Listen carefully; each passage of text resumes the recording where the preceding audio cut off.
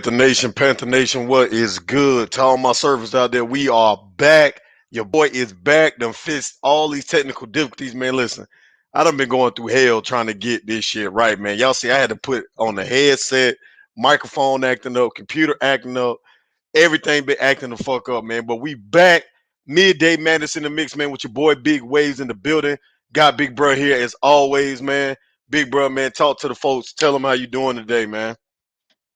Hey man, I'm doing great on this lovely Wednesday, man. Hump day, halfway through the week.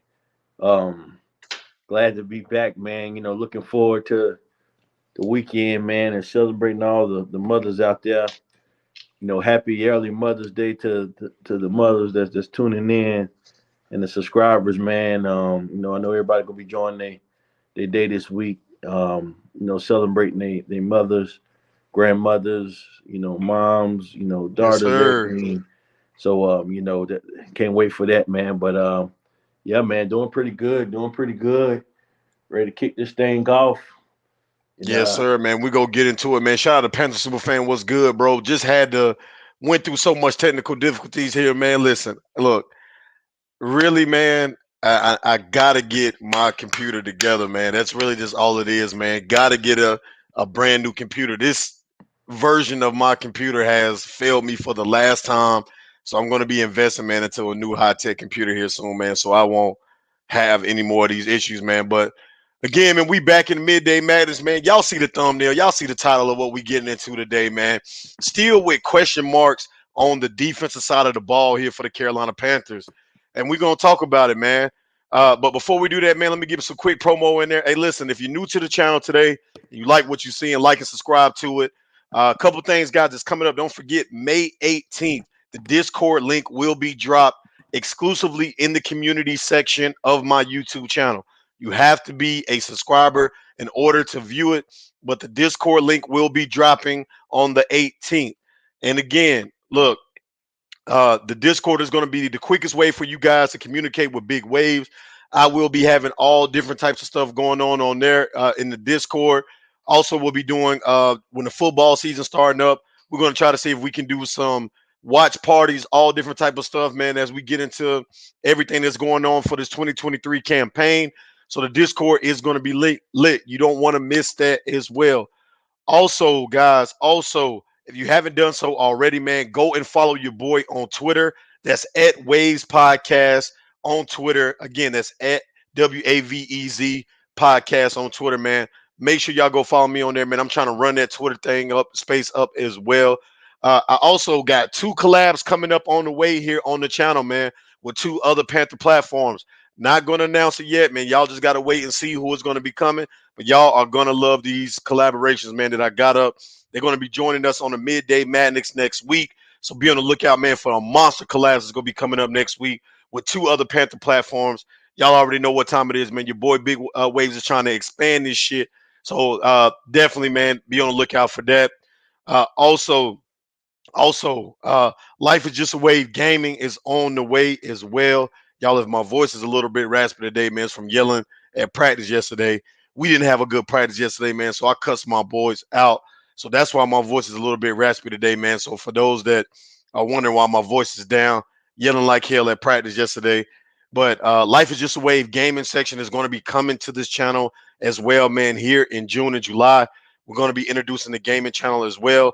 So if you do want to get, man, some one-on-ones with your boy Big Waves, Madden, we're gonna be streaming Madden. We're gonna be streaming a whole bunch of different other shit.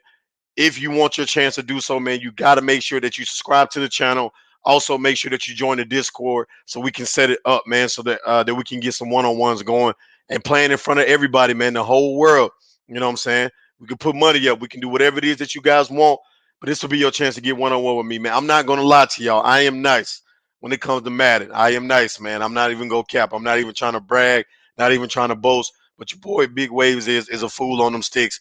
PS5 is what we're gonna be streaming on, man. So anybody that want to smoke, you'll be able to come up to it and get your opportunity, man, to play your boy Big Waves one-on-one. It's gonna be coming up as well. Also, what am I forgetting? Tomorrow night, Thursday, 8:45 p.m., guys. 8:45 p.m. We will be doing a special live for the schedule release. The Carolina Panthers schedule Yeah, I know, Carl. Hey, Carl, I know I'm late today, man. I've been having technical difficulties all damn week with this computer, bro. So you got to give me, show me a little bit of slack, man. It's been crazy tech difficulties, man. Me and Big Bro have been trying to work through it. Finally got something up, man. Y'all see, I got on a damn headset today. Microphone acting crazy. Everything was acting crazy, but we back rolling, man. Bringing y'all the content today. Um, but tomorrow, Thursday, 8:45 p.m., the Carolina Panthers schedule will release at 8 p.m. So we will be going live at 8:45 p.m., breaking down our schedule every week, game by game, and putting our predictions out of what we think the Panthers is going to be. It's going to be our early schedule predictions as we head into rookie minicamp. Rookie minicamp will begin on Friday, so we'll get our chance to see Bryce Young and the rest of the rookies, man, that we drafted get their first opportunity on the field. Also, man, we get to see Cameron Peoples, a lot of these guys that were brought in as undrafted free agents, Dejon Wright, all of these guys will have the opportunity to get on the field and try to make a spot and a statement on this team on Friday as the mini camp starts into the weekend. So we're going to be talking about that live on Monday, recapping the rookie minicamp. What stood out? What didn't stand out to you guys? Who were some players, man, that really made some good plays? We're going to be doing that, guys, all the way through the weekend. On Monday, we will be recapping that. And like I said, next week, two monster Carolina Panther collabs that will be joining us here on Midday Madness, man. So y'all don't want to miss it. So exciting shit coming for the channel. Y'all already know what time it is, man. But it's time to get into our content for the day. As always, man, Midday fucking madness with your boy Big Waves in the building. Shout out to Omar. Shout out to everybody that's pulling up to the channel. Man, let's go ahead and get into it. Thumbnail out there, big bro. So we obviously know that we are past the draft, free agency. Everything has wrapped up to this point. We are getting into the meat and potatoes, man, of the off-season program. We're getting into um, you said contracts. Honestly, the only contracts that I've seen that have gotten signed for rookies are Savala the guard and Jamie Robinson. I have not seen any other reports about any other guys with their contracts being signed as of yet. So I haven't seen anybody yet. Those are the only two guys, man, that I've seen so far. So talking about this defense, man, that's really going to be a focus. Carl ID, the link is out there, man. Pull up to the channel, Carl ID. I did not get to chop it up with you, man. The link is out there. I want you to pull up to the channel today, bro, so that we can have a good conversation.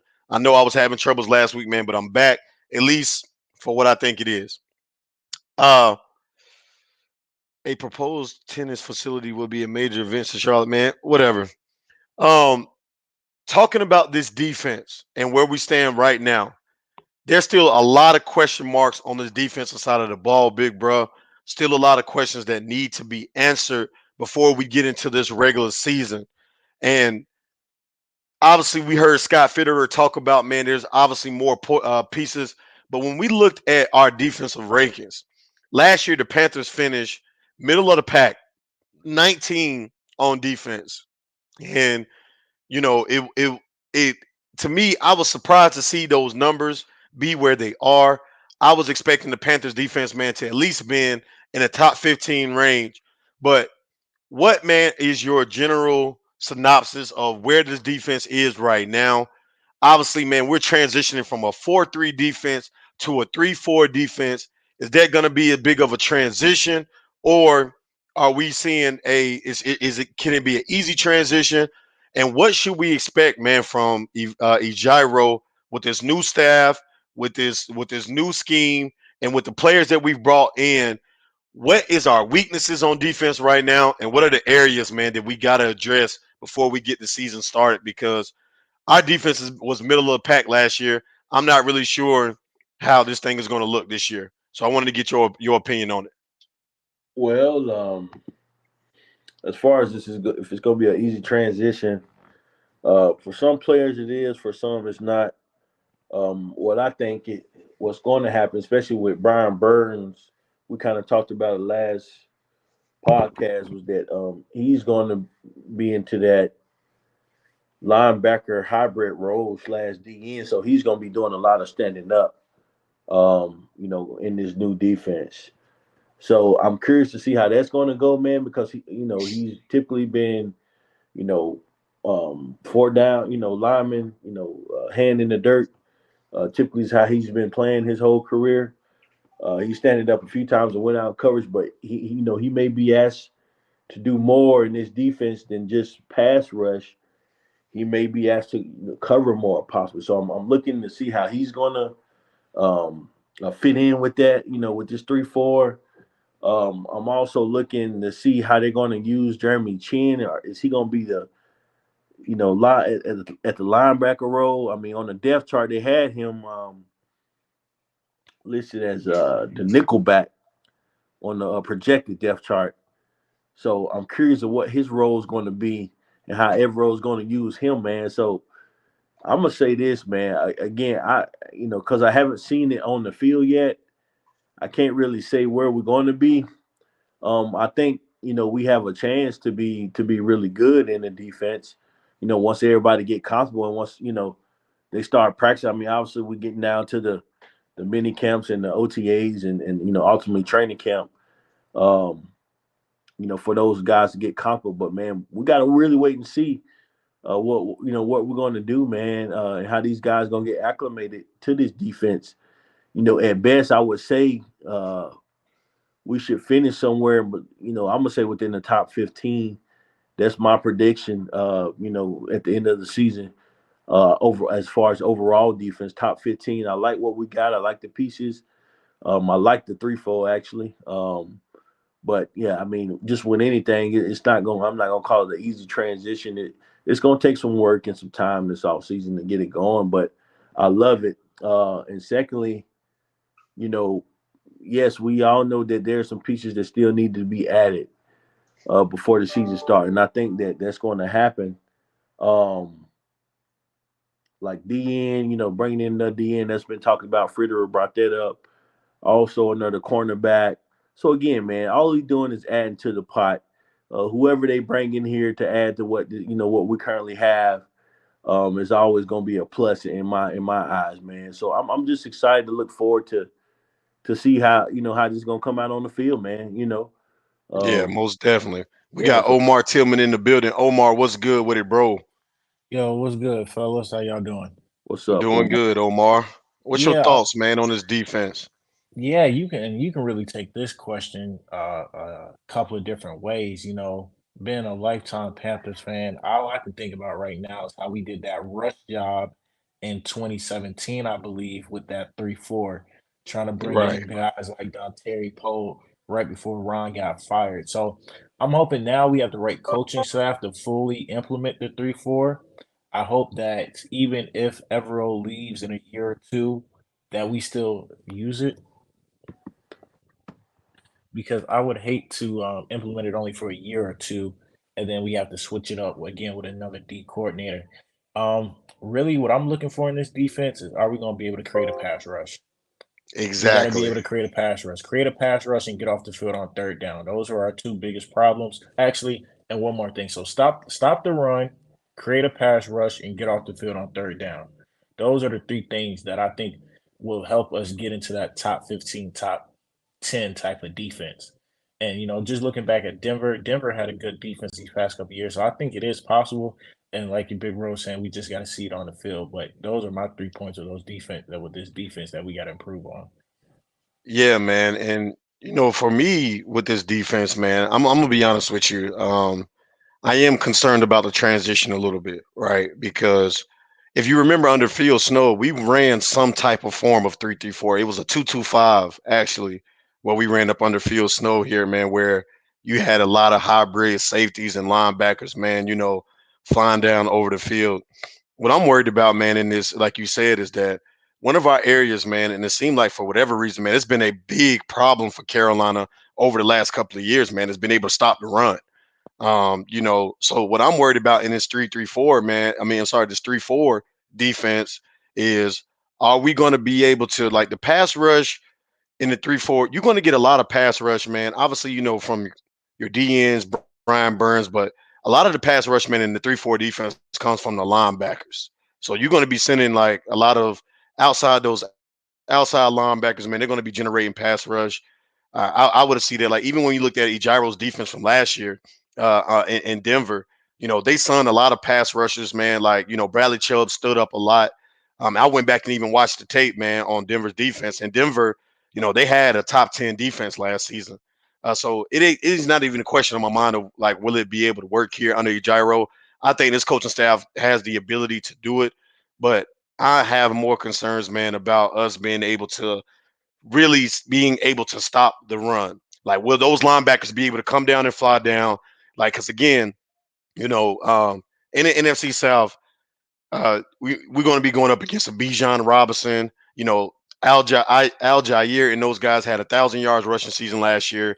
We still got Kamara. Now they got Williams. So we're going to be going up against some pretty good running backs this year. Not really sure what the running back situation. White probably will get the start in Tampa Bay, but solid running back play that we're going to be going up against, man. And secondary, listen, when healthy, bro, listen, Dante Jackson is a serviceable number two. That's all I'm going to give him is a serviceable tag. J.C. Horn is one of the best cornerbacks in the NFL when he stays healthy. The safety play from Von Bell and what we got back there, man. Even a sleeper safety pick that we picked up to watch out for is Eric Rowe. Eric Rowe, man. Eric Rowe is a sleeper pick. Xavier Woods, this is probably going to be his last opportunity, man, for him to be able to show what he can do. Because we paid Xavier Woods a lot of money, man, and he hasn't really made the impact that I wanted him to make back there at that free safety position. You got to catch them Um, interceptions. That yeah, he that's the got whole it. thing. You get four interceptions, that changes a couple of games because he a Exactly. lot of them hit him right in the hand too. Like he's in the right Exactly. spot. He's not a bad player. It's just you got to finish as a D3 as a safety. We need that Kurt Coleman type of safety back there that A can ball finish hawk. as well. Yeah, I feel that. Yeah, we got to have that. So, got to have more production of him. So, from the secondary level, man, and obviously the experience that Ejiro had with his secondary level, Patrick Surtain and J.C. Horn, you can argue them as 1B and 1A type of players. He knows how to work with a guy like that. They safety play had a lot of good. But for me, it's the front seven, man, what I'm worried about because our linebackers, like Shaq Thompson, Frankie Louisville, these guys have flashed and made plays here from time to time. But if you're talking about literally dominant stopping run defense with the stoppers, I don't see any of that in our front seven. And that's what got me worried. Yeah, I think I heard where when somebody, one of our coaches, they were talking about the opposite edges and they didn't bring up Lulu's name. So I think Lulu's going to be playing more inside, and so Lulu's a little bit smaller. So it's going to be interesting to see how his instincts work. But now he's kind of shed fullbacks and guards and stuff of that nature. If he's still going to be able to make those tackle for lost plays, playing in the middle of an inside 3-4, I think he's smart enough to do it. It's just more size wise. I believe in Carolina and New York, he was just more like an edge rusher in a traditional 4-3. But now you're moving to the inside. So yeah, the linebacker is going to be interesting. I'm not expecting much out of Dante Jackson coming off of Achilles, and your whole thing is speed. I'm not really expecting much. I just want to see him make it through the season. If he makes it through the season, even if he getting burnt, I just need him to make it through the season. Yeah, I'm concerned about that too. Right. Like Dante Jackson relies a lot on his speed and athleticism to try to cover defenders, right? Against average to below average wide receiver technicians, it'll work. You get what I'm saying? Like it'll work, man, like that. But when you have guys like a Mike Evans or a Chris Godwin or and now an emerging Chris Olave and Michael Thomas, if he can get back to form, a Drake, an emerging Drake London, just to name wide receivers in our division, you have to be able to. Dante Jackson biggest problem with me, man, has always been his technique, man. Obviously as a little corner, he's not going to be able to have the size, man, to fight off those taller corners and be able to use physicality against them, but he's always struggled against great route running corners, always struggled against it because he relies too much on his speed and athleticism to try to keep once he gets beat to keep up with a lot of corners.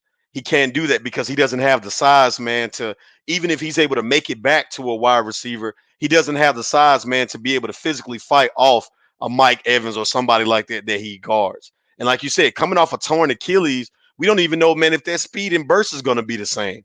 So to me, that's a big Yeah, hole on there. That's I mean, but that's why they drafted some DBs and also brought in some through undrafted free agents. I mean, I know those young guys, man. I mean, again, Fitterer knows about Dante. I mean, obviously this is his proven year. So hopefully he comes back healthy and we'll know more once he get in the camp, man. And figure out how he's gonna be, man. So we just gotta see, man. We just gotta see. But that's why also I think they're gonna solidify that DB room, man. Probably with another signing here, man. Probably before with either during training camp or right before training camp. I think they're gonna bring somebody in. I think we're gonna learn a lot about this DB room. Hopefully he I comes back love that healthy and we'll D'Angelo know Hall. once he get in the camp, man. Yeah, D'Angelo Hall, man, adding him, man, a veteran corner who, in his prime, D'Angelo Hall was one of the best corners in the NFL in his prime, man. I think that that's a great pickup and addition for the Panthers coaching staff. But I also, man, what I also like, I want to see, man, one of these younger guys that we have on the roster step up in their corner position. Uh, Dijon Wright, if he can make the roster, will be a great person in addition, man, to try to get some quality reps at the corner position. Jamie Robinson to see how he can come in, man, and use his physicality and size to step up, man, and see if he can earn a spot in this secondary. Um, and Keith Taylor then, got to man, bounce back for me, man. Because I like Keith Taylor. Keith Taylor, his rookie year, he showed flashes. He has everything. He's a long corner. He's 6'2", 6'3". He can run. I think the coaching staff screwed him up last year. I think more specifically that Pittsburgh game, having him play off them 5 to 7 yards and just get cooked back to back plays. I don't know how much of that I can blame on him as a player instead of coaching for not making any type of adjustments. But we got the depth in the corner room. With body wise, it's just a matter of the talent can be coached up and they can bring out the best. yeah, Carl. Hey, we got Carl D up in the building. Carl, man, how you feel about this defense, man? What do you think are the biggest holes about on this defense? And honestly, man, I'm gonna go ahead and say this, guys. Y'all get ready to go ahead and get on ways about this, man, because yeah, Carl, go ahead and get ready to get on me about this because Would you go ahead? I I I'm right now. It's looking like our offense might be stronger than our defense right now. Like where Mm. we at right now, it's looking like our offense Woo. might be stronger than our defense this year, and that's scary, man, because the Panthers have traditionally over the last couple of years until last year, because last year the defense to me was mediocre. Like it was just a little bit above average. It wasn't terrible, but it's a couple games that I go back to, man, that really bother me from last season, Carl. And I'm gonna let you go. That Cincinnati Bengals Oh, game, that oh Cincinnati yeah. Bengals game last Mhm. season, where we let running back score 5 touchdowns in one game. Hey, you can't allow that to happen. I go back to that game. I go back to even like to be honest with you, even the Detroit Lions game. Like even though we won that game, man, in good fashion, but the Lions was able to move the ball on us. If you remember, DJ Shark caught like a 50-yard pass, man, like head top somebody. I can't remember who was on, but that game right there really stood out too. We gave up a lot of yards in that. Obviously, the Tampa Bay game, man, the last one until the end of the season, where we allowed one wide receiver, man, to destroy us the whole game. So it's looking like that we may have a stronger offense this season than we may have defense this year. Go ahead, Carl. Oh wow. Mm. Well, I mean, our defense was well. I mean, they was Shaky at doing best. good. They was doing good until, like you said, that Bengals game. I think is really what knocked them further down. When they just got destroyed by what Mixon. Yeah, Mixon ran it all. He ran it Uh, down our throat. yeah, yeah, and then um the Detroit game didn't help either, even though we whooped them. But yeah, they still scored points. Oh man, I don't. What do you what That's do a you, good what do y'all question. What do y'all fellas think though, man? Do y'all think that our offense is going to be stronger than our defense this year? And like, and again, I know the staff that we brought in, man, and I know like the potential that we have, but we just cannot rely on some of these guys on defense to give us a full season. Well, I'm gonna say this. I got to hop off for a meeting. But to answer the question, yes, I think our offense has the potential to be, the team that's going to carry us this year. Just because we have a lot of weapons on offense. This year, man, that we're going to use. So really, it's just about those guys gelling together this off season. But I think the offense going to be the leader this year. I mean, our defense, and again, that's kind of what you want in today's NFL, man. You want your offense to be the primary, and have a good, solid defense. I mean, I don't think our defense is going to be sorry. I think we have a chance to be. I said it earlier, top 15. So if our offense can put up points, man, and do our thing, and our defense make just enough stops, man, we're gonna be solid. So but the offense will carry us this year, I believe. The defense has carried us in the past, the last 2-3 years. They because the offense wasn't doing nothing, but it's gonna be reversed this year. The offense gonna carry us. Yeah, I 100% Yeah, agree with that. yeah, I Go ahead. believe that uh, if the offense can um, do better than they did last year, last year they did a lot of 3 and outs. If they can keep the defense off the field, I think the defense will be able to do enough to help close the games for us. So yeah, in that sense, yeah, I think the offense will be a little bit better than the defense this year. But I think the defense will pick it up at the end of the year. I think they'll pick it up as the year goes on, as everybody get used to this defensive scheme. That's my Gotcha. opinion. Gotcha. We got CLT in the building. CLT, what's good with it, bro? What's good, fam? Everything good? Yeah, everything good, man. Hey, we here talking about this defense, man. Will the offense carry us this year? And how do you feel about our defense, man, and what it's going to be this season? I think we'll be balanced this year. It's hard to believe, like our defense has been our identity for like even though we've been losing, it's been our identity for the last 4 or 5 years. So it's hard to just say it completely flips. We have pieces on both sides now, so I think we'll be a balanced attack. Yeah, I think that we'll be balanced, man. But again, man, I think it's like I'll go 60-40 defense, 40% offense.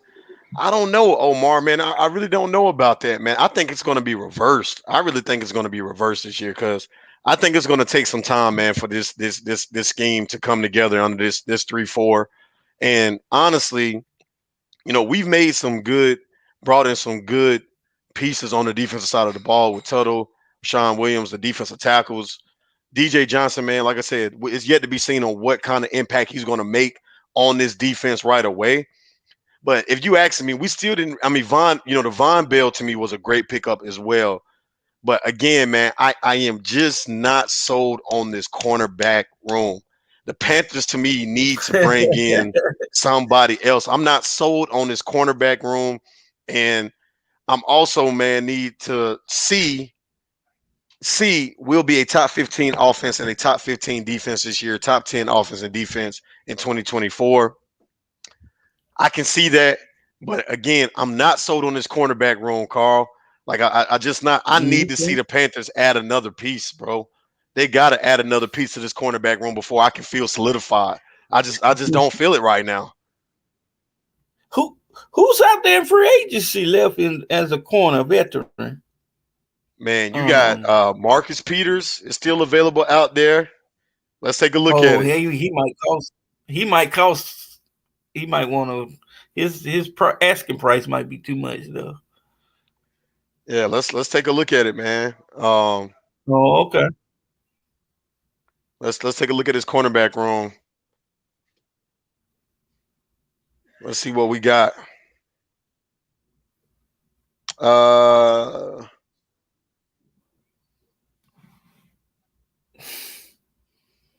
Somebody said get Josh Norman from a coffee shop. Yeah, what up, Courtesy? What's good, Courtesy? Courtesy, you got to pull up to the show, Kurt. You got to pull up to the show.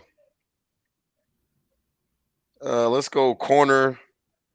These are the current free agent cornerbacks out there on the market. Um,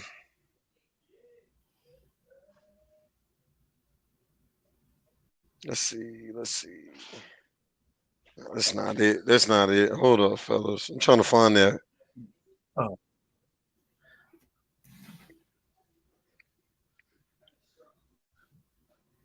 Uh,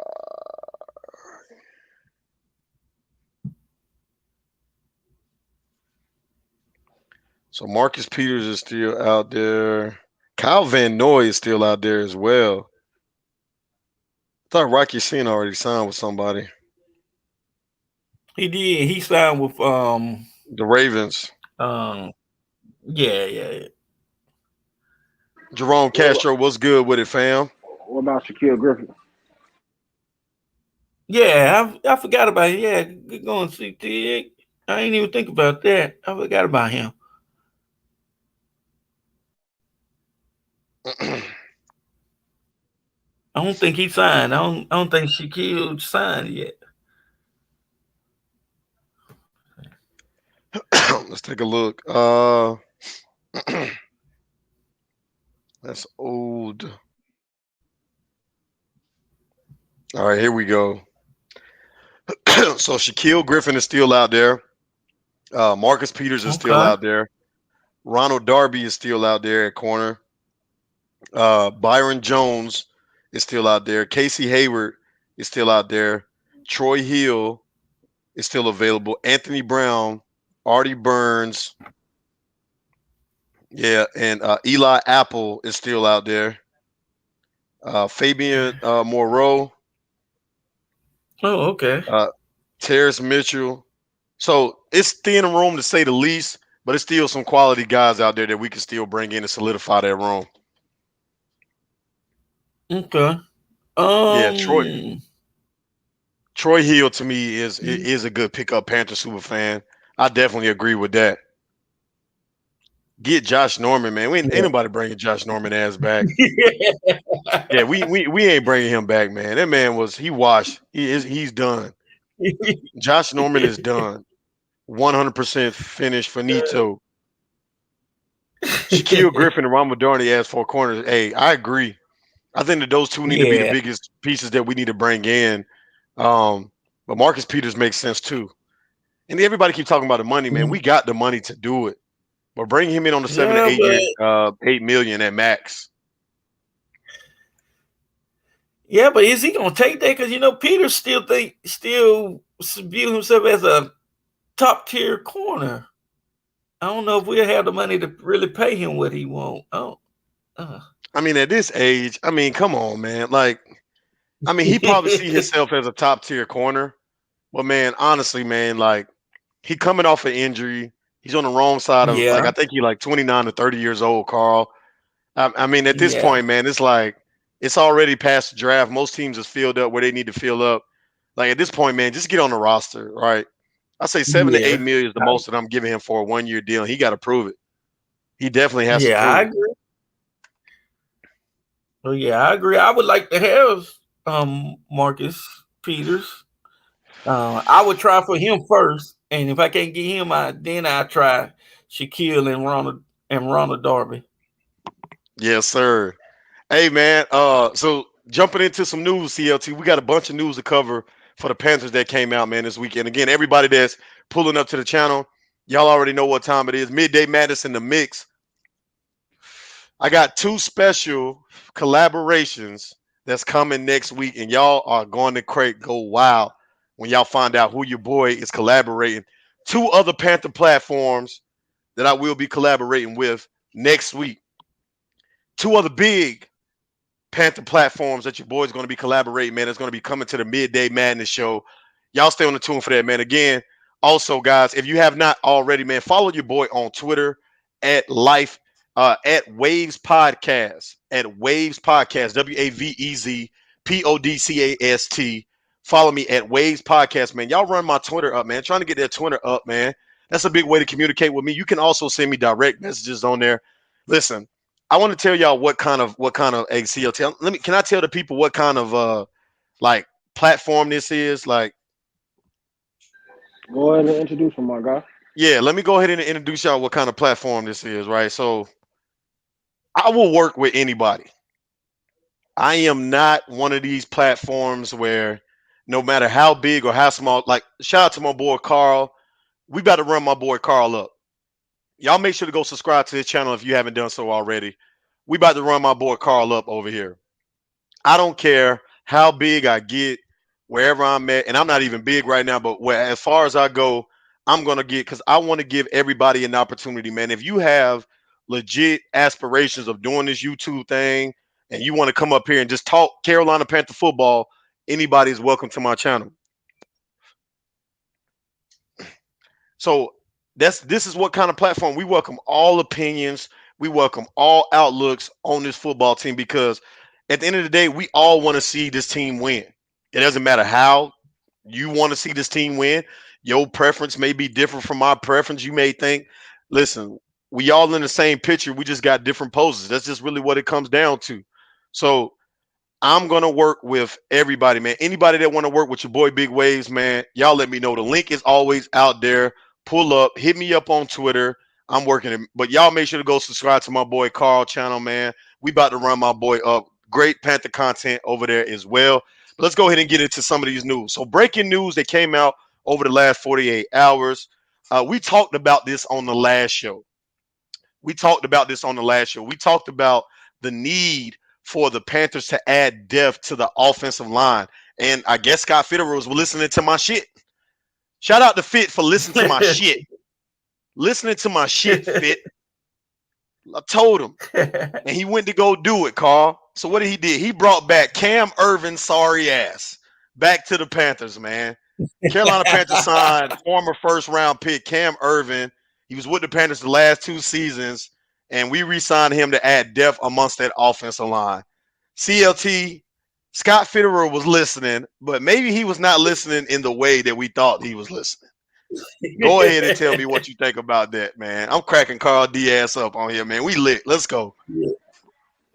I mean, it was necessary for me, Eddie. Like you said, depth. I don't believe that the offensive line, free agency is deep. I don't think it's stout. I don't think you can. I know we got some money left, but I don't feel like we can go get the top remaining offensive line, the top remaining corner, the top remaining defense in those three areas of need. So Yeah. you're gonna have to settle somewhere. You know what I'm saying? So why not get a familiar piece? Why not bring back a familiar face, right? Correct. Yeah, Carl, how you feel about that, man? Bringing listen, I'm not mad about this. You know what I'm saying? I'm really not mad about this pick because I really feel like Cam Irvin. I remember the first year we got him, we brought him in to be like a starter. Yeah, if y'all remember that. Oh yeah, that was a mistake. Yeah, that was a big mistake. So we brought him in to be a starter, and he just wasn't that, right? So, but I will say this about Cam Irvin. I think in a backup role, like that backup tackle role, he has done a good job over these last 2 seasons as a backup tackle when he's needed to come in, right? Like, and he's also one of those linemen, man, that you can use at a bunch of different places. The Panthers have always been big of having offensive linemen that can play multiple different roles, right? They've always done good at that. And Cam Irvin gives you somewhat of that flexibility. So, like you said, CLT, I 100% agree with you. This was a move that we had to make, and why not bring somebody back that's familiar already with the chemistry that we have up front? I think that this was a B signing. Honestly, man, like this was a B signing because we needed that. Go ahead, Carl. Yeah, that's the reason why I think it was. I liked it because there's a key word here: back up. And he's Cam is better suited as a backup than a starter. And plus he's a swing tackle too, so he can Yeah. So if we need him, we can put him anywhere on the in either position. So yeah, this was a good move by Scott. I mean, plus Cam knows he knows the system, the offensive line system that Campo runs, and Yes, yeah, sir. it was Yes, sir. You yeah. better So I talk think that it shit, Carl. I think it was smart. I don't know. I don't know what y'all think, but I think Scott has been knocking it out of the park this offseason in free agency. Yeah. Hey, listen. Scotty has been on fire this offseason. I can't even lie. But I'm gonna tell y'all why I think he's On been paper, on fire. Go ahead, on paper, CLT. he's been on fire on paper. On I hate to paper, put that. right? Yeah, there Well, you go. There you go. well, There you okay, go. yeah. You're right. You're right on paper. There you go, CLT. Because remember, it don't matter until we see it between the lines, right? Exactly. Fact. So, but let me say this about Scott, man. And you brought up an interesting point here, Carl. We about to get into some shit, y'all. Midday, man. This conversation about to get real. I'm about to get into my zone, man, on this because I feel like popping some shit about these Panthers today. I really do. So Scott Fitterer and the moves that he made, you have to ask yourself two questions. One, was this out of desperation because this is your third year with this team and you've wielded no results whatsoever? Or did you make these moves because of reassurance? David Tepper believes in you and he gave you the green light this offseason to go and get whatever, no matter what the cost was going to be. He gave you free reign because he believes in your vision. So when I answer that question, I think that these moves were made out of complete desperation. It was an article that Mm. I read a couple. I want to say a couple weeks ago. I can't remember the source, so I'm not going to quote the source. But I read an article where he was said that if you really think about the moves that Scott Fitterer made, he made these moves because right now he's on thin ice. Like Scott Fitterer is definitely on thin ice here in Carolina. He had no choice but to solidify the quarterback position this offseason. If he did not solidify this quarterback position and trade up to number one, his ass would have got the axe. I 100% believe that. If he didn't go and get a Miles Sanders, a Hayden Hurst, a Adam Thielen, a DJ Shark, if he didn't make all of these moves or with the coaching staff, go get a Frank Wright, and I'm gonna talk about Frank Wright after this, but if you didn't go get a Deuce Staley or all of these other prime, we got a Hollywood coaching staff. CLT on paper, we got the best coaching staff in the NFL. I don't care what nobody says. Right. You know, what I can say, man, I don't know how he was able to assemble it. He had to have a vision in Frank White Think because, like, Frank White was not the fans pick. right. We seen it come to fruition, but when he was picked, the fans was like, "Who the fuck is this guy?" You know. And So but hold on, let me finish getting this point out, man, before I lose it. right. You assembled the Avengers. This coaching staff on paper, when you talking about, bruh, they said it's over they said it's over 300 years of NFL experience combined on our whole coaching staff. Damn. 300 years. Put that in perspective. 300 years of combined coaching experience from this staff. Say what you want to say about Frank Wright, and I know that he has a lot to prove, right? But when he had Andrew Luck, by now, if Andrew Luck would have stayed in Indianapolis, and somebody said this yesterday, I can't remember who, but if Andrew Luck would have still been there in Indianapolis, that team would have a Super Bowl ring by now.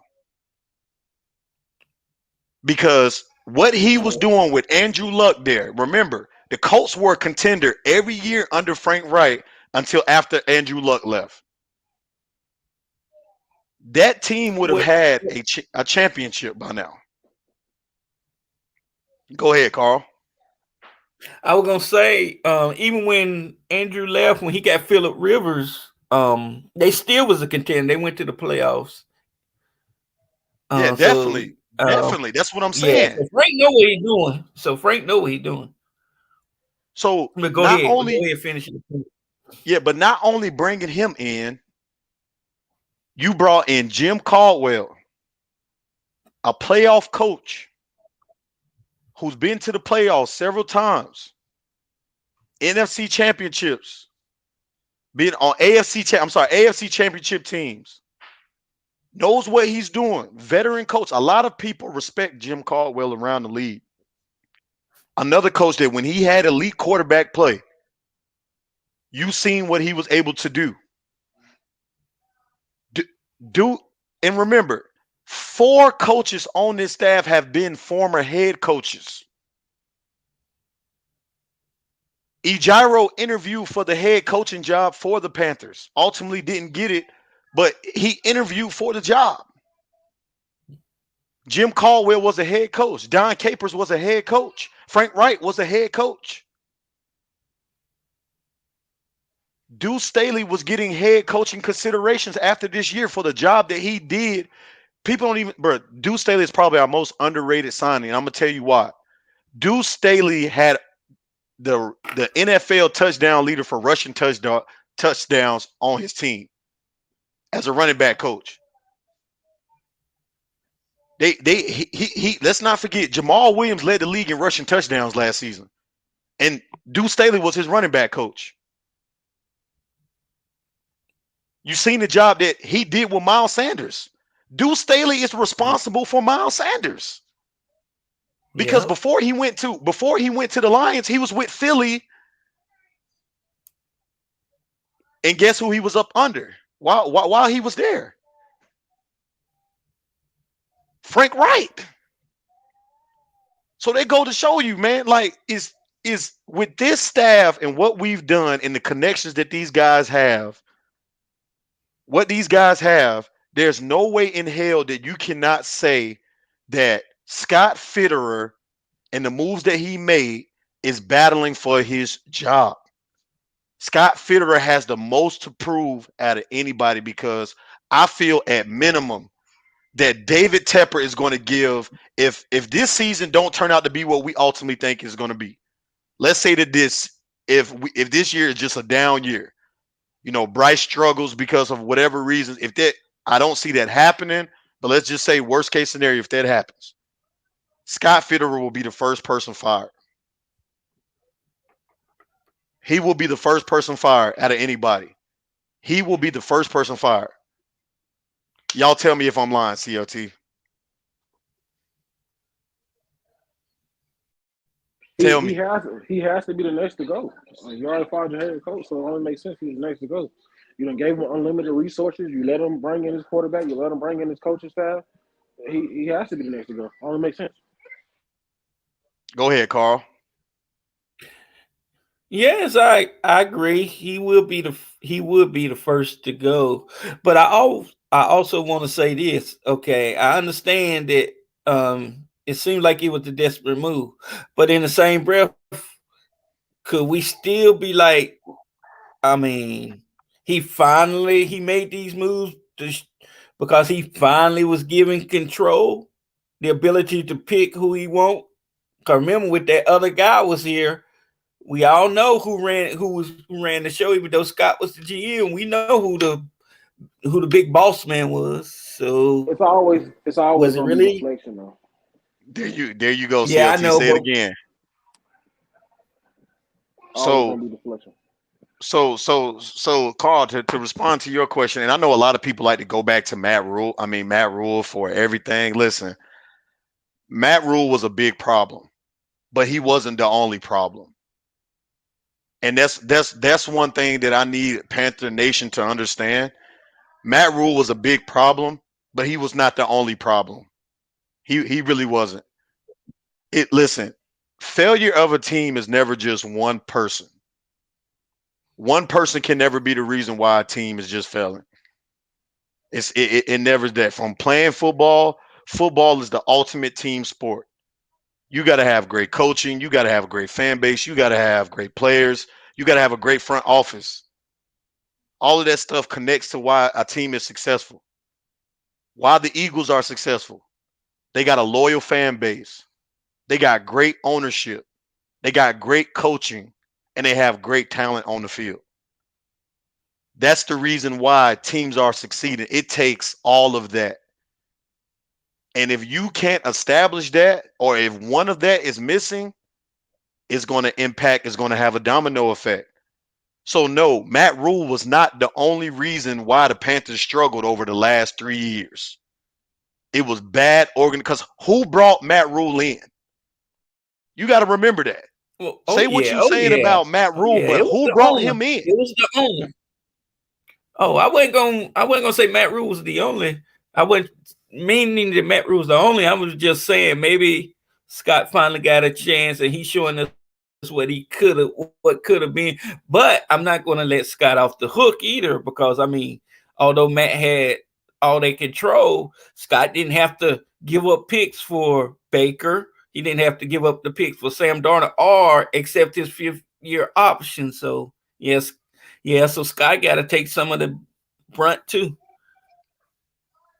Agreed, man. Like, and that's my whole thing in this. Is like, you got to remember something. This dude, his ass is on the line. Like, I 100%. Like, and again, courtesy. I see what you're saying, courtesy. So you make a great point, right? And Carl, you do too. Do I think that Matt Rule had a factor on limiting that? Absolutely, because there was reports that came out that Matt Rule had the final decision making. Like, and but again, think about the guy who gave him that. How incompetent is the guy who gave them that than the guy who actually did what an incompetent guy gave him? Like, if Yeah. you give somebody that type of power, what does that show about your intelligence? You Mm. get what I'm saying? You gave a non-proven college coach, not even a college coach from a big school, but a college coach from Baylor and Temple full control over roster and decision making. True. That makes no sense at all. Yeah, That man, we never, got. Go ahead, that CLT, pop your shit. I'm just saying, a coach that never showed signs of appreciating, of going in the right direction. Never Right. shows signs of making the franchise better. And CLT, this is the crazy part. You got convinced because he quote unquote rebuilt programs. Man, he rebuilt Temple and Baylor. You acting like he rebuilt Alabama or brought Florida State back to glory. Mhm. Whoever the coach that brings Florida State back to glory is going to get a head coaching job. I promise you. Yeah. All right, we got Courtesy in the building. Courtesy don't pull up Yo, to the lot. Boy, I've been waiting on this. What's good, Courtesy? what's happening, Waves? What's up, bro? What's good with it, man? Hey, boy, you know what Hey, you're talking about. I just had to hear it live. hey, man. Hey, I didn't want you to feel like I was going MIA on you, man. Ever since we picked Bryce in the draft, so I just I had to come Oh pull yeah, up we on gonna talk about that later, Courtesy. I ain't forgot that now. I ain't forgot that, Oh, man. But we gonna Courtesy talk was about that. a. Oh, Courtesy, we know who Courtesy wanted. Tell him who you wanted, Courtesy. oh man, I was Stroud saying it oh, loud. okay, okay. I was Stroud Oh, all okay. day, I was finna Stroud say all if you day. said But to be honest, I was finna say if you said AR, I was like, oh my god. oh no, no, Man, listen. yeah, not at one, not So at one. so Courtesy, how do you feel about Sky Fitter and is his ass on the line? To be honest, I think Scott's leash is a little bit longer than what we all expecting it to be right now. Because we all got to think about it too. I mean, yeah, this is his third year with the team. He's going into his third year. The first year, the head coach was already in place before he got there. So I feel like you kind of had to reset his clock for him to be able to do what he really wanted to do and to put his mark on building the team. So I feel like, say if he does get fired this year, then what you gonna do? Then it's pretty much you got to start all over again because everything starts from the top. You got your owner, then you got your GM. The GM got to pick his coach. So it's like if you gonna fire Scott now, then you might as well fire Frank too. So I just feel like now he's actually getting. I don't think he's making these moves out of desperation. I think he's doing exactly what he finally able to do to put his mark on the franchise. To be honest, So I'm with that, right? Like I get what you're saying, especially about for the structure. Yeah, it could cause problems. right, But what I'm saying is that, man, like if we should see significant progress this year, right? I right, don't think it's going to be to the level like what a lot of Panther fans are expecting. Like I still have very much realistic expectations about this season. Like yeah, I really do. I'm not sitting up here saying that we about to go to the Super Bowl. I'm not even saying that we're going to make it right, to the right, NFC Championship. But what I will say is that we were one game away from being in the playoffs last year with less. right. So there's no reason why I should say that I shouldn't see that this team should be improved with the additions that you brought in. We may not have a true number one wide receiver right now, but we got a bunch of twos and threes, and by committee, they can give us the production that we need to succeed, right? Exactly. Yep. And tight end, like I said, yeah, the room is not great, but Hayden Hurst is arguably a top 10, top 15 tight end in this league, right? Right. And in the running back position, you brought in Miles Sanders. This is a guy who, in a three-back committee, had over 16 yards, 100 yards last year, 1,200 on the ground, and almost 500 receiving. Yep. So you even Mm-hmm. bringing back somewhat of the Christian McCaffrey type production, right? Yep. You had a top Yep. five offensive you had a top five offensive line last year. For people that don't know, Carolina Panthers line last year finished number 5 in the league out of 32. So the line is so much improved, and you had a rookie starting at left tackle. Right. You know what I Mm-hmm. like to So, compare our offense to, man? Detroit last year, man. Detroit didn't have just the superstar studded but they was offense well rounded. that was well around it and they meshed together. They had a R- great coordinator Mm-hmm. and a great scheme. Yeah. So even though your defense wasn't great last year, it still was good enough to keep you in most ball games. There was only two games that really the game got away from us, and that's the Bengals game and that Tampa Bay game. But every other game, we really didn't get blown out in no other game last season, right? So the defense, even if it's not great this first year under Gyro, if it can be top 15, top 17 defense, that's good enough because I feel like this offense is going to be able to put points on the board, you know. So with that being said, if we're not at minimum winning the NFC South, at least winning this division and making it to the playoffs, we should be taking us that would be a little bit worrisome for me. I am a little bit worried about that. So that's where I'm at with that.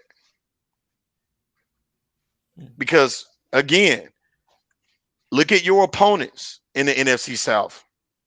The Falcons may move this offseason, but they are still far away from being a contender. They're still far away from being a contender. The Saints, they brought in Derek Carr.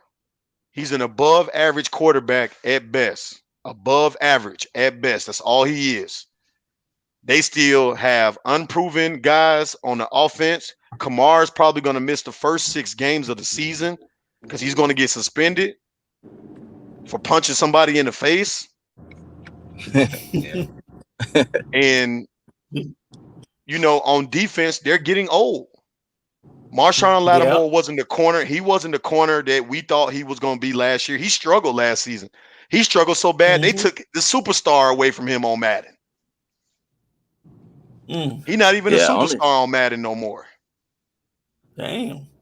Yeah, Yeah. that's how bad he struggled last year. So yes, they have some emergent pieces, and then Tampa Bay, they got Baker Mayfield at Oh, quarterback. All right. We know firsthand what he is. mhm. Kyle Trash is probably going to start over him. So there's no way in hell you can't tell me that we can't win the NFC South this year. That's true. Yeah. That's true. Yeah. The So only team I see as a threat is Atlanta, to be honest, and that's we'll not even split. really that much. Yeah, we'll split. Yeah, I agree.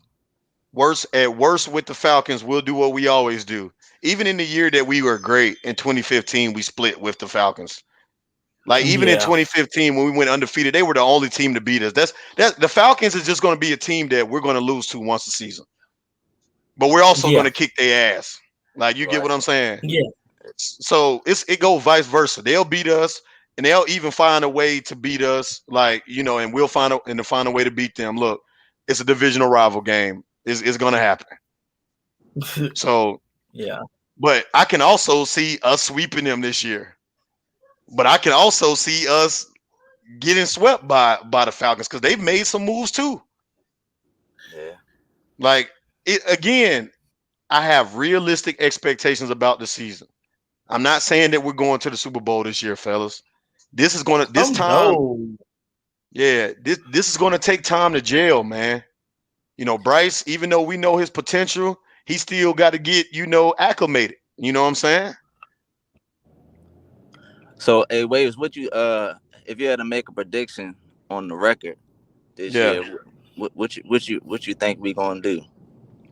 Man, I'm gonna make this pick right now, and I'm gonna stand on this pick, man. At best, we will reach 10 games, Hmm. but I don't see us losing more than 9. I agree.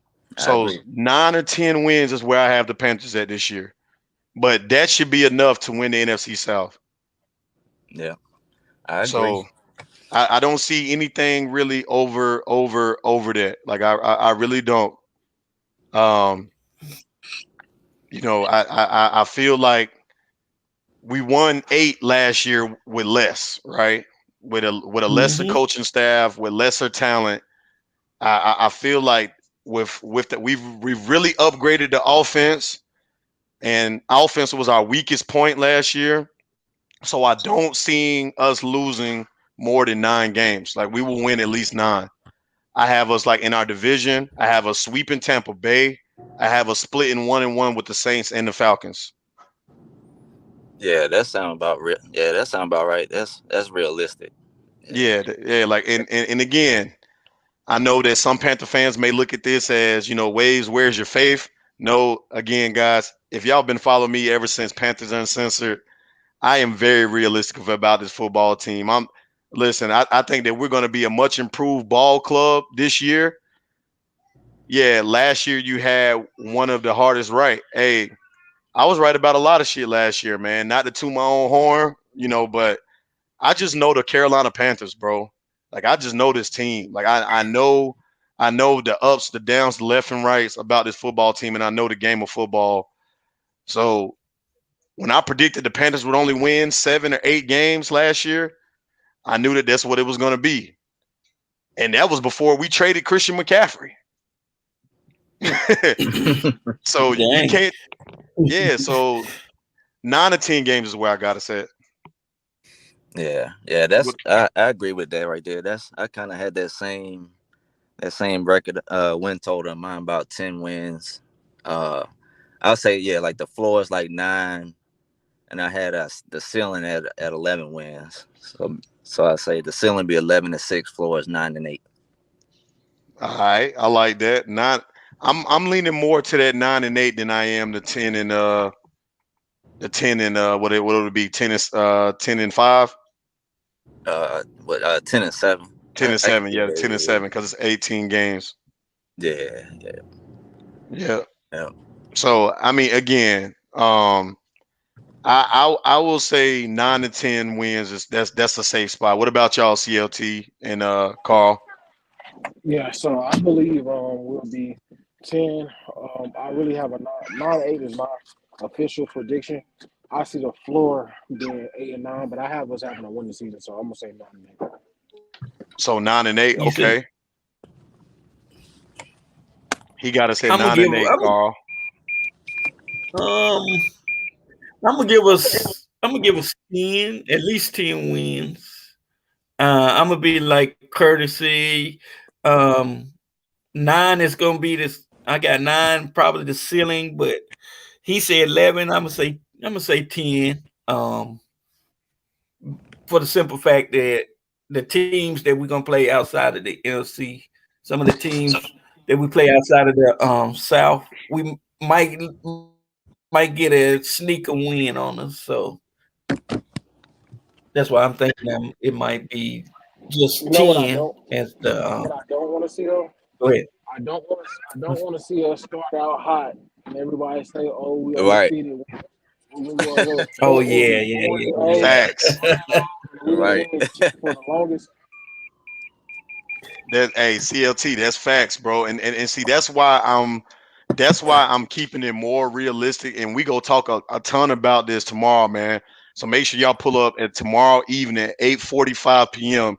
The schedule release. We're gonna break down week by week, man. Each game, get every prediction, man, from the panel or whoever pull up to the channel. We go dive into that tomorrow at 8:45 p.m. Eastern. Y'all make sure to pull up on your boy Big Waves, man, and the crew, man. Carl D, y'all make sure y'all pull up to that, man. It's gonna be a great all right. conversation.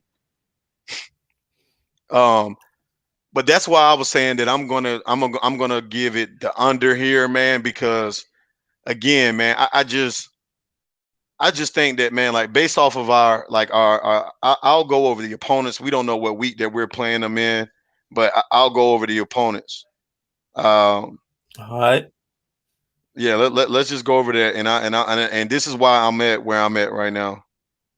So looking at our opponents that we have, obviously the divisional games. I told y'all how I feel about that. I think we can sweep Tampa Bay, but I think we're going to split 1-1 with the Falcons and the Saints. Like we just always do that for whatever reason. I know we swept the Saints last year, but they got better quarterback play. I think they'll find a way to get us at least once, man. But the non-conference games, divisional games, you got games against Jacksonville. That's going to be a tough Mm, game, especially if we got to go to Jacksonville and play. Jacksonville was one game away from being in the AFC Championship last year. Trevor's Lawrence yeah. game is skyrocketing. They got a ton of weapons on offense, and their defense is underrated. Right? You got games against the Dolphins. Listen, their success is going to be just as far as Tua can take them. They traded for Jalen Ramsey. They dogs, man. And honestly, they Hmm. almost beat the Bills. They almost beat the Bills in the playoffs last year with a with the third string quarterback. So I think the Dolphins is going to be a tough game for us. We're playing the Lions. Y'all know that the Lions is on the up and up. They improved their Hmm. defense. They got young, talented weapons on offense. I think that's going to be a tough game. Even though we drug them last year, I think it'll be better. Then we play the Seahawks. The Seahawks, I know we beat them on the road last year, but they made some moves in the draft, man. They got Jackson Smith, Nick Jigba, and they also bought in a another running back too. So their team on the up and up. And then Dallas, the Dallas game will probably be in Carolina. So Dallas will probably be playing them in Carolina. We know Dallas is gonna be a tough game. We got the Vikings. I mean, the Vikings is a tough team. We'll see how far that they'll go under Kirk Cousins this year. And then my sleeper games that I don't know which way they'll go. We got the Chicago Bears, DJ Moore revenge game. We got the Tennessee Titans. I think that we'll beat them, but you never know how it's gonna go. And then, man, you got CJ Stroud, the Houston Texans, the new look Houston Texans, man. So we'll see how that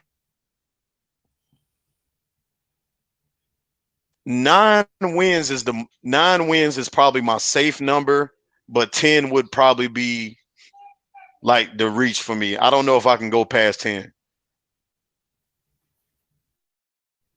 We got Big Bruh back up here, CLT, Carl D in the building, man. Y'all already know what time it is, man. Midday Madness is in the motherfucking mix on Life is Just a Wave podcast. We are talking about it, man, with question marks on defense, where this football team will be this year. Realistically, man, what is everybody's expectations? Carl D, how you feel about that win and loss prediction that I just gave, man? Like I'm good with 9. I think 9 or 10 will win the NFC South. Yeah. Yeah. I say well, I say I say at least 10, at least 10. Anything more than 10, I think is would be great to me. Um, 9 will be the goal that I would set for us. But I think we can get 10 wins. Anything over 10, I think that'll be great. That's a great season. Yeah, That's yeah, my prediction. yeah. You right. Anything over 10 is definitely a great season, man. But yeah, 9 or 10, man, is a safe spot. That's why I think we're gonna fall at, man. Um, We haven't had a winning season in a while, so man, just to hit that winning mark, man, would be a the major 9-10 accomplishment. range. Yeah, I agree with you, Yeah. CLT. Yeah, but that 9-10 range is, I think, where we can fall and win this NFC South. Yeah, there's that to me, man, seemed like a safe spot, man. But again, everything, man, we got to see everything on the field, man. I want to see how this offense come together. I want to see, man, like who really going to step up in that wide receiver room and take on that number one wide receiver spot, man, in that role. Like I'm interested to know. I want to know who's going to do it. We got a bunch of guys that I feel like can do it. If you ask me though, man, I'm really hoping and I'm expecting this guy to have a great camp and a great preseason, man. If he can stay healthy with that, which I believe he's going to be. But Terrace Marshall Jr., man, is going to be my sleeper pick, like for being the breakout player for the Carolina Panthers this year. Like I think if Terrace Marshall Jr., courtesy pull back up, bro, if you can, man.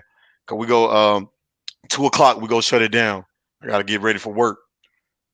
Uh But I will sit up here and say, man, Terrace Marshall Jr. is probably to me the most player with the most breakout potential this year.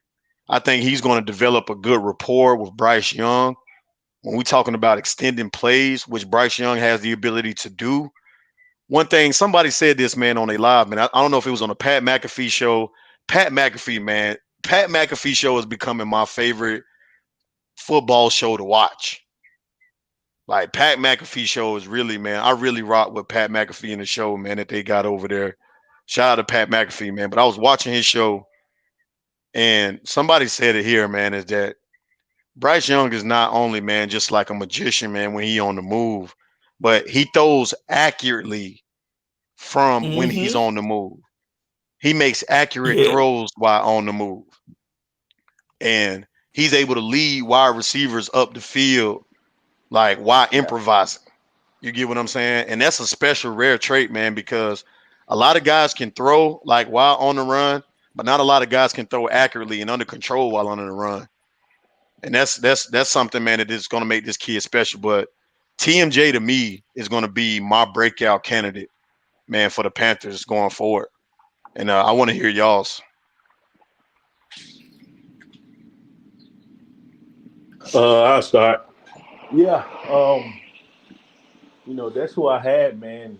Is TMJ having a monster year this year. He got somebody that can throw him the ball.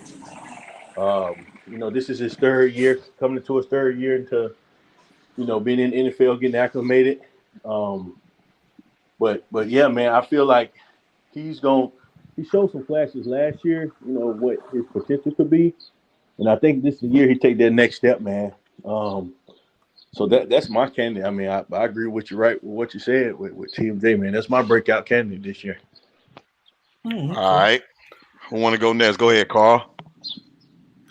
Um, I would put TMJ as my candidate, but if he can stay healthy, I mean, if he can stay healthy, he probably will have a breakout season. My breakout player is going to be Hayden Hey, Hurst because I Bleezo, think hold on one he's second, finally Carl. going I'm to get. sorry to cut you off. Okay, my bad. Yeah, I ain't My mean to bad. cut you off, man. I got to give a special shout out to man somebody in the comments, man. Bleezo got it, bro. Hey, I appreciate hearing that from you, man. For real, bro. Appreciate you for hearing that, dog. That mean a lot coming from you, for real, dog. Thank you. Go ahead, Carl. My bad, man. No, you good. You good. You good. Like I said Hayden. I think it's going to be Hayden Hurst. He's finally going to get the uh make his first Pro Bowl because if you looked at college, Bryce usually has a good um rapport with his tight ends, and I think Hayden Hurst is going to benefit a lot from Bryce Young. So my breakout player is going to be Hayden Hurst. All right, so Yeah, we I will. got he got Hayden Hurst. All right, so go ahead, courtesy. Yeah, I do like the TMJ pick as well, but just so I'd be a little different. Um, I want to say I don't know if you would consider this a breakout player or not, but I'm gonna say Miles Sanders, man. I'm gonna say Miles Sanders. In combination with Chuba. Um, Hmm. just for the simple fact that I know Frank Reich, even though we all think since he played quarterback, we're gonna throw the ball a lot more, but I honestly think that his offense still revolves around running the football. So I feel like Miles Sanders and Chuba, them two together, they pretty much got similar skill sets. Um, except for Miles can catch the ball a lot more. He got better hands, but Yeah, definitely. Chuba Hubbard can't catch it all. yeah, That man so can't catch it all, bro. right. Yeah. So it's like I can see them two kind of picking up where our run game left off last year. To be honest, um, So your breakout is the but running back room, yeah, pretty much. Yep, no doubt. for sure. CLT, last but not least. And I've been saying it all year, man. I think my breakout candidate gonna be Brady Christian, man. Where the offensive line needs him to step up in his third year. Wow. I think Wow. he's gonna do great at the guard position once we have him set. Hey man, Yeah, that's a big sleeping candidate, man. I like that. yeah. Yeah, That Yeah, was a I big definitely didn't sleeper. expect you to say somebody on the line, man. yeah, Especially out of all people, Brady Christensen. Um, Yeah, I'm not saying it like that, man, but look, Brady Christian had a hell of a year last year. I'm not even gonna lie, hmm man. So I expect him to get better this year as well, man. He just got to keep building off of that, man. My number two breakout candidate, man, is going to be Ikwanu. I think Ikwanu, man, is going to have a great year two for tackle. Listen, man, oh he yeah, struggled early and off season, man, in the first couple of weeks, man. But man, by the end of the season, man, he already has solidified himself. I think that he's yeah. going to have, man, a great year two, especially protecting Bryce.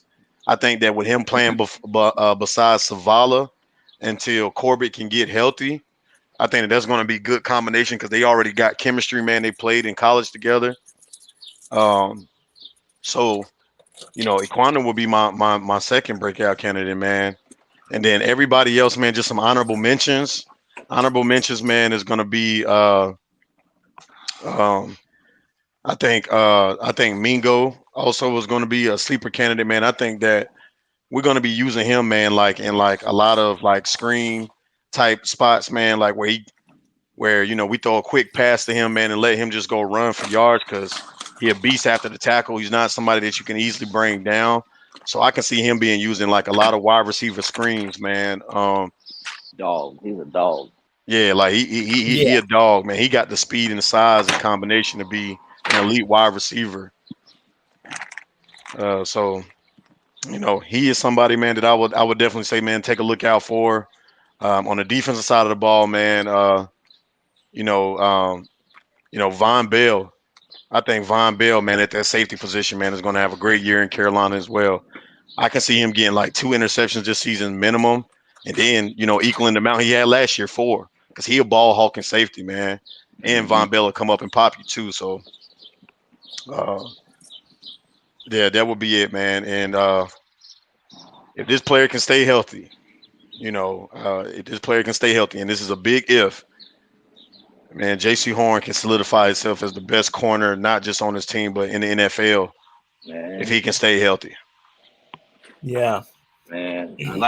Speaking of JC, man, I was talking to a few of my friends and stuff. I was telling them when we drafted him that he has the ability to have more upside than Jalen Ramsey, and he still got it. It's like you said, as long as he can just stay healthy, man. I'm like, he got the potential. He definitely got the potential to be better than Jalen Ramsey. Yeah, he definitely does, man. Like I just it's just keeping him on the field. That's his biggest Yep. thing, man. Keeping him on the field. If we can keep him on the field, then he can be great, man. But and fellas, we're gonna go ahead, man, and get ready to close it down, man. I appreciate everybody pulling up to the channel today. As always, we are back live again, man, for these next 2 days. So we're going live again Thursday night. And I want this whole panel to pull up because I gotta get y'all perspectives, man. So if y'all can, courtesy, CLT, Big Bruh, Carl ID, we live tomorrow night at 8:45 p.m. on the channel. The stream drops at 8. All right. The scheduled release will drop at 8 o'clock, so we'll know who we playing. But we go cover it, man, at 8:45 p.m. tomorrow, man. So uh, y'all definitely pull back up to the channel for that, cause we go break down each week by opponent, and then man, I want to see if our schedule and what we predicted today stays the same. Stays the same. Oh, So okay. Oh, Oh, okay. okay. yeah, we go see if it stays the same, man. Because remember, where we play an opponent, man, means a lot too. Yeah. So Oh, yeah, yeah, right now, yeah. some of That's them true. games we think we winning might be on the road, man. It might be a little bit tough. So we go come back with it tomorrow, man. Y'all go ahead and get y'all final words in there. Go ahead, Carl. All right. That scheduling is going to definitely be very interesting. Um, before I give my final thoughts, if you don't mind, this your platform, Waves. But I would like to say that everybody, everyone's welcome to come check out me and my cousin's podcast at Real Panther Talk with A&D. I Yes, mean, leave sir. your if you when you check it out, just feel free to leave comments. We welcome the comments and everything. Just come check us out. We the new kids on the block. We trying to grow. Yes, Uh, sir. Y'all make sure to go all check out, right. man, Real Panther A&D, man. Go ahead and check it out. Go run my boy Carl up on his channel.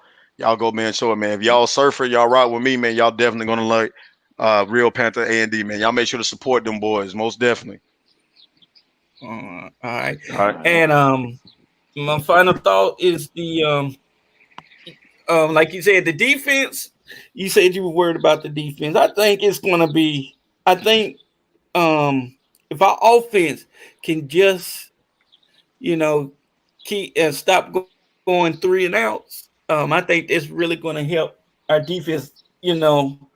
From staying on the field all day, and they won't be less as tired in the fourth quarter. They'll be able to pin their ears back and go rush the quarterback and actually make stops this year. So yeah, I think the Gotcha. Yeah. defense. Yeah, so the offense is. I think our offense is going to make our defense better this year. Cool, cool. I like it, man. Courtesy, go ahead with your final word, bro. Yeah, man.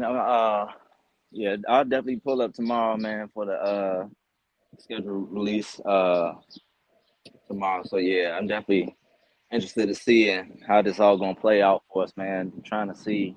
Hopefully, we don't get no early buys. Kind of like the mid to late buy weeks for us, for real, for real. Yeah, yeah. I'm honestly, I would rather have a late buy. I'd Yeah, rather the buy be like, man, week 14 or something like that. right. Yeah. Yeah. Yeah. So and then on top of that, yeah, I feel like we, as far as offense, defense, I got us about top 15 offense, top 15 defense this year, and then 2024 top 10 offense and defense. So But other than that, man, I want to say, man, thank y'all for having me on the show, man. Appreciate you, Big Waves, man. And No doubt.